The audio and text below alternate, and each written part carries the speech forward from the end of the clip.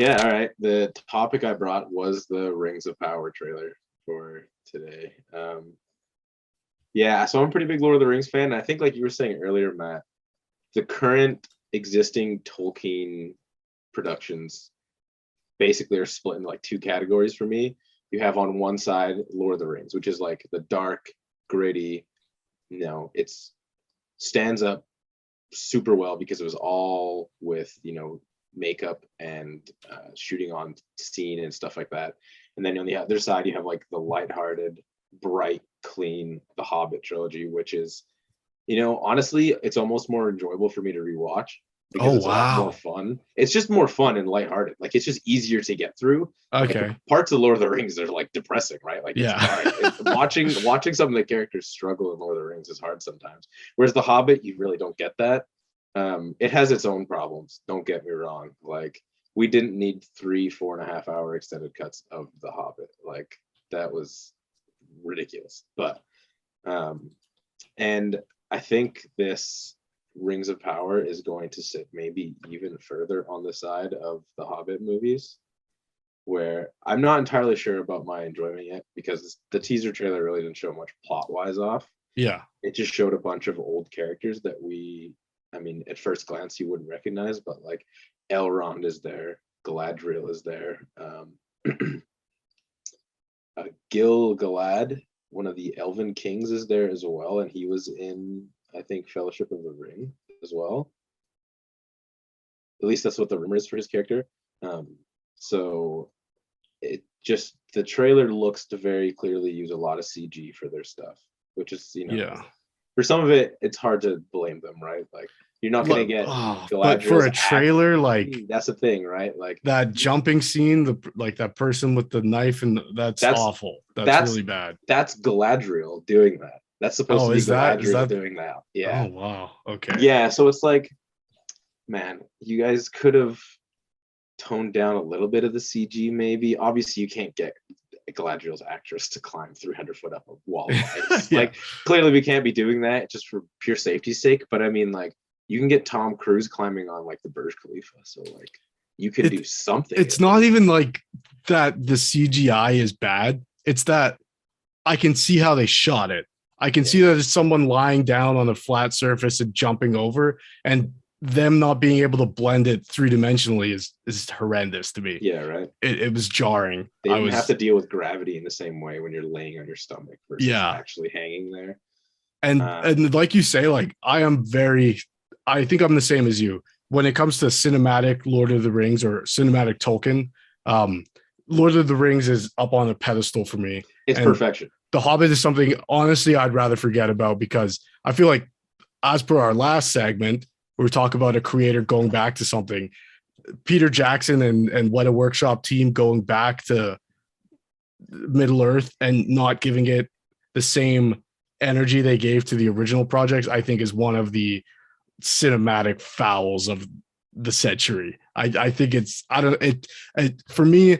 I've not let it sort of take away from my appreciation of Lord of the Rings, the trilogy, but I can definitely see why people would. I feel similar about The Hobbit as I do that I think maybe older Star Wars fans felt about the prequels.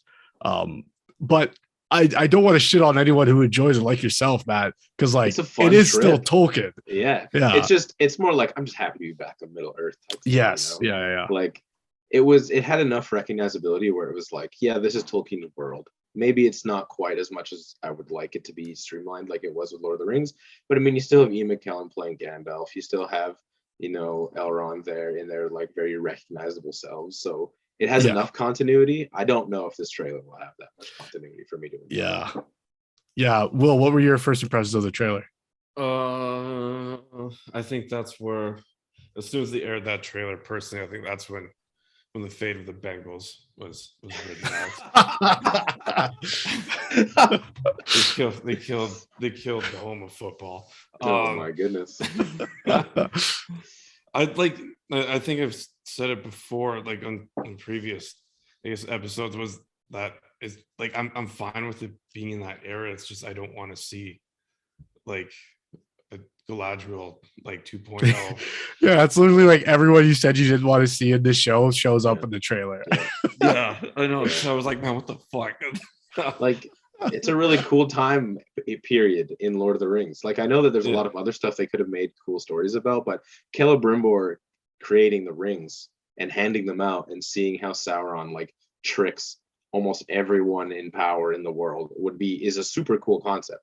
Right. But I mean, we don't need to be focusing on Galadriel. We don't need to focus on Elrond. Like we know who those characters are. Like you have original characters from this time period. You should probably be focusing more on. Right. And I think that's the issue too. And I think that was the issue with The Hobbit is like we have these iconic characters and we want to create that continuity. So instead of having Middle Earth serve as the continuous thing, it's like we need to bring back these characters and highlight them, which I think is a mistake. And I think it's going to be the mistake that for me, like we've talked about this show maybe 3 or 4 times on this podcast, and we've never had anything good to say about it. And that hasn't changed for me. I feel like super negative, and I don't want to be, because like I want to see more fantasy shows and I want to see more Tolkien in live action. Yeah. But for me, this trailer or teaser trailer, whatever you want to call it, every concern I had with this show beforehand has just been confirmed. Like Yeah. the aesthetic tones do not match. Like It's too I see bright. Elrond and I'm like, is that some, like, not even though it's a different actor, I don't care Yeah. about that, but it's just the armor, the like, I don't know, just the wear and tear of the world, which makes sense because pre-war time, whatever, but it just doesn't feel right. It doesn't feel like Lord of the Rings. It feels like a different universe. And I know it's not going to sync up perfectly with the Peter Jackson verse, but it's just jarring for me. And so like it's not a reboot because it's a prequel, Yeah. but I don't know. It's very strange. Yeah, no, I totally agree. And like, I guess like when I saw it, the first thing I thought of was like, it was kind of like it had the look of like, I guess just generic fantasy stuff that we see on Netflix all the time. Right. Like there's nothing special about like the locations and stuff like that we saw like in the trailer. And that's kind of, because like when I think of Lord of the Rings, I think of like the plains of like Rohan and like the mountains in the background. And Yeah. We do see Like- that one city that had the same Yeah. statue. So The Argonath. It should be Yeah. the island city of Numenor is what people think. Yeah. Like the okay. ancestors to Gondor itself. Yep. But I mean, they don't last very long in terms of like transitioning into Gondor. So Yeah. we'll see. But yeah, like the trailer, if someone who'd never watched something like The Witcher on Netflix, Lord of the Rings, Game of Thrones, or what's another like fantasy genre TV show, whatever, just those 3. If Yeah. you took screenshots from those 3 and like one of them was from the Rings of Power trailer and you Right. showed them to someone who had no idea what any of those things were, they wouldn't be able to pick out Lord of the Rings Yeah. from the other 2 if they had watched the original movies versus looking at that trailer, right? Agreed. Yeah. So And think that's yeah, fair I too. think it's such a like maybe I don't know what the rights is. I don't know where that Yeah. stuff is sort of tangled up when we talk about the aesthetic of the Peter Jackson universe. But I get mobile game ads on my phone every fucking day of Lord of the Rings Conquest or whatever. Yep. And it's the same aesthetic as the Peter Jackson verse. So if that fucking company could get the rights, I'm sure Amazon could have pulled some strings to have those aesthetics in there. Yeah. So I don't and- know. and like I think that's kind of, to me, that's the problem with Lord of the Rings, because Christopher's passed now, so like I don't, and now it's just like run by the estate, but like Mhm.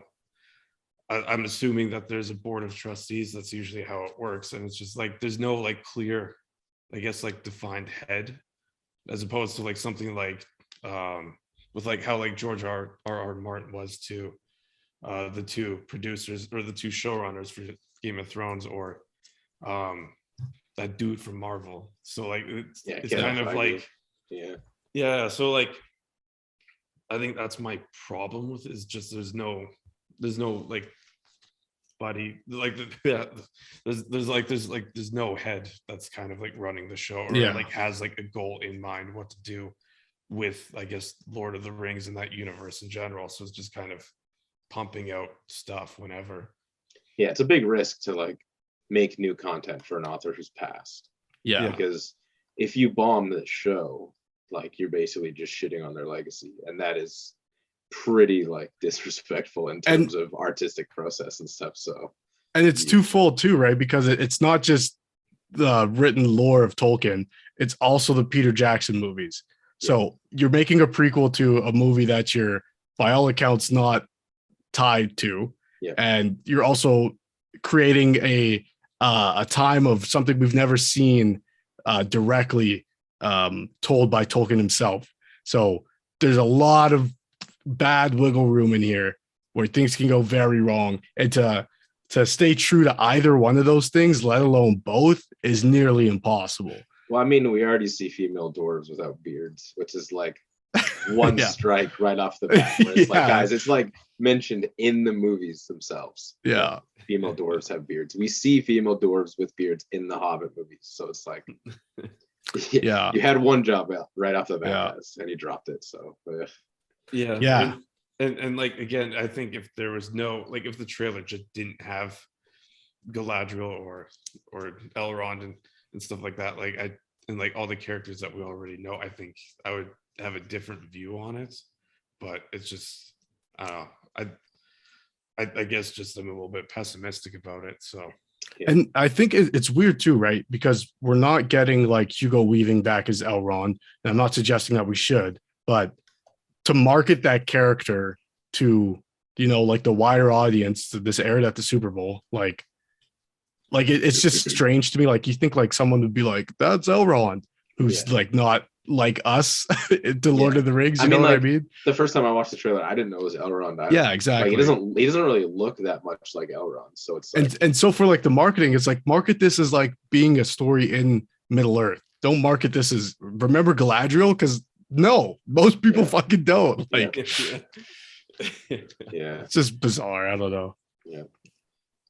Yeah, I don't know. Like, I'll wait until another trailer comes out with a real kind of plot line Yeah. going through it for me to have like a final judgment for it. But yeah, I mean, at the rate we're going here, it's just going to be another, hey, these are the characters that you liked 15 years ago. So we're going to just give you a backstory so that the casual audience is like, oh, I guess I know who this character is. I'll see the movie again, or I'll Yeah. go see this character again. So just have faith and like take a risk in creating an original story with actual original characters. Like Yeah. we love that world of Middle Earth. That's the thing, right? Don't need And to continuously throw back these characters again and again. like The Hobbit isn't an interesting trilogy because it's Frodo's uncle. Yeah, It's because it takes place in Middle Earth and it's an interesting story in itself. You know what I mean? So it's like even the parts that we get in that trilogy where we're going back to original characters, even though that wasn't present in the book, yeah, like those parts feel very like force fed in. yeah. Like, Yeah.